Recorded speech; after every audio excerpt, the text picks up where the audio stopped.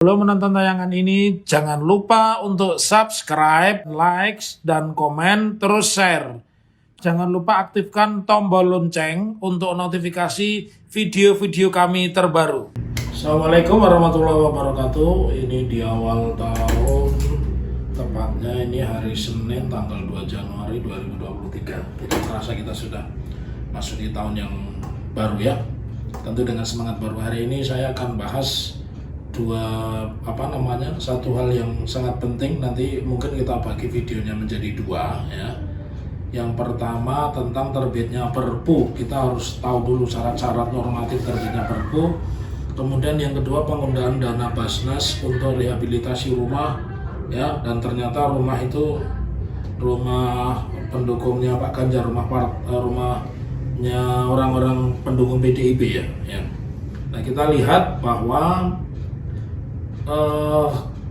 kemarin ya, tepatnya 30 Desember itu berarti hari Jumat ya. Jadi hari 30 Desember itu kemudian terbitlah peraturan pemerintah pengganti undang-undang ya.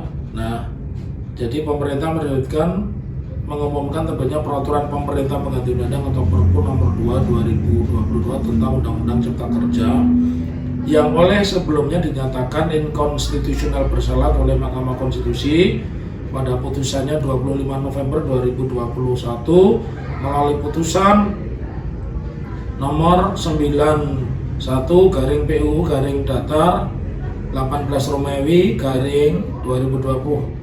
Dalam putusan tersebut, Mahkamah Konstitusi memerintahkan pembentuk undang-undang melakukan perbaikan dalam jangka waktu paling lama 2 tahun ya. Kalau 2 tahun berarti sudah terpenuhi 2 tahun ya. Tapi tidak ada perbaikan. Apabila dalam tenggang waktu tersebut tidak dilakukan perbaikan, maka Undang-Undang Cipta Kerja dinyatakan inkonstitusional secara permanen. Nah, selain itu putusan itu juga menghukum pemerintah menangguhkan segala tindakan atau kebijakan yang bersifat strategis dan berdampak luas, serta tentunya karena berdampak luas itu berarti tidak boleh pula menerbitkan peraturan pelaksana baru yang berkaitan dengan Undang-Undang nomor 11 2020 tentang Cipta Kerja. Nah, tapi kita lihat sikap Presiden Jokowi dengan menerbitkan Perpu ini berarti bentuk insubordinasi atau pembangkangan ya. Undang-undang itu kan ditaati semua warga negara. Dan kedua pengkhianatan, yang ketiga kebudekan atas konstitusi RI. Nah, artinya salah satu unsur penting terbitnya reformasi itu adalah lahirnya peradilan yang mengadili tentang konstitusi. Nah, kalau sudah ada MK memerintahkan dua hal tadi ternyata tidak ditaati, ini makin menunjukkan bahwa sikap-sikap otoritarianismenya ya itu semakin nampak itu ya.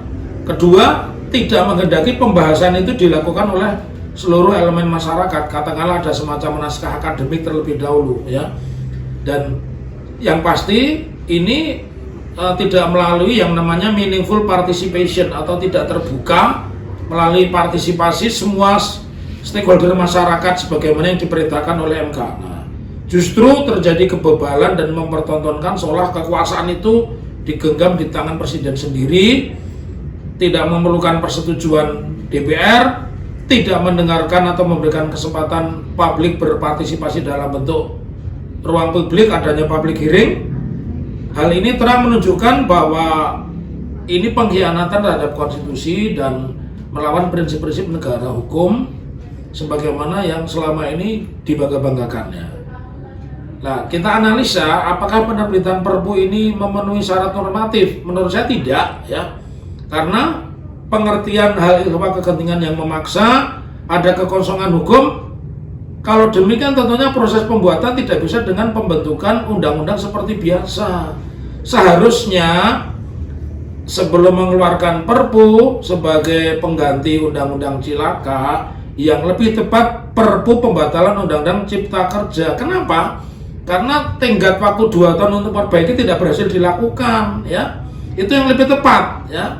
Nah, karena penolakan yang masif dari elemen masyarakat, tetapi yang terjadi justru meminta masyarakat yang menolak Undang-Undang Cipta Kerja untuk melakukan judicial review. Masyarakat pun menghormati tantangan presiden saat itu, ya.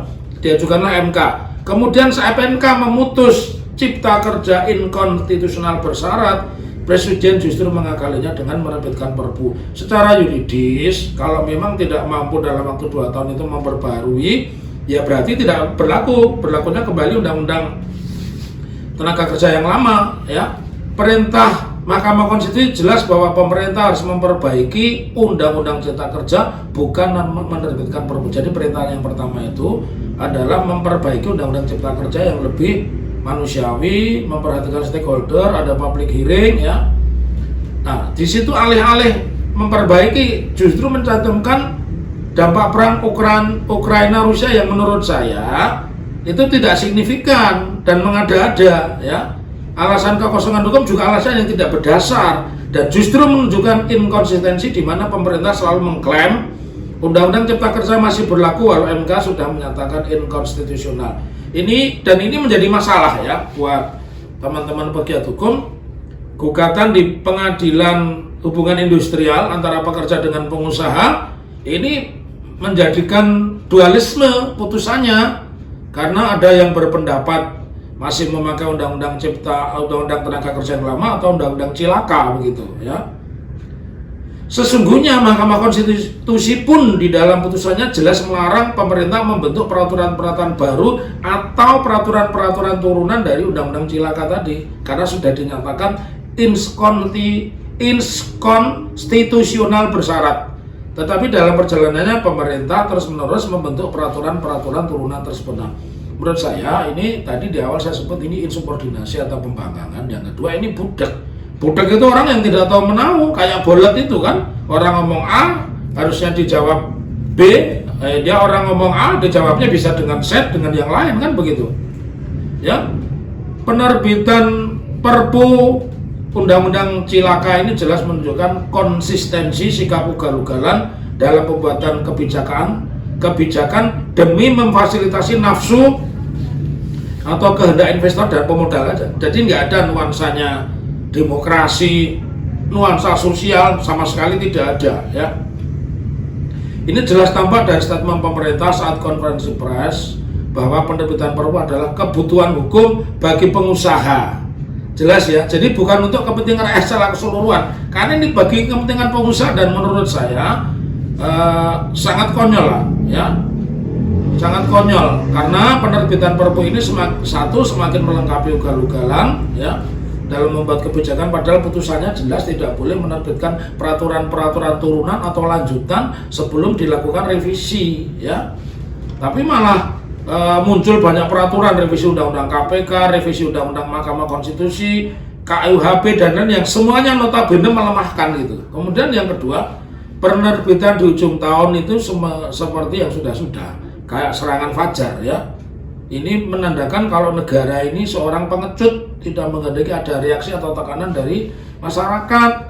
Karena Lebaran orang sedang berpikir merayakan akhir tahun atau mungkin menyalakan kembang api atau petasan, ya.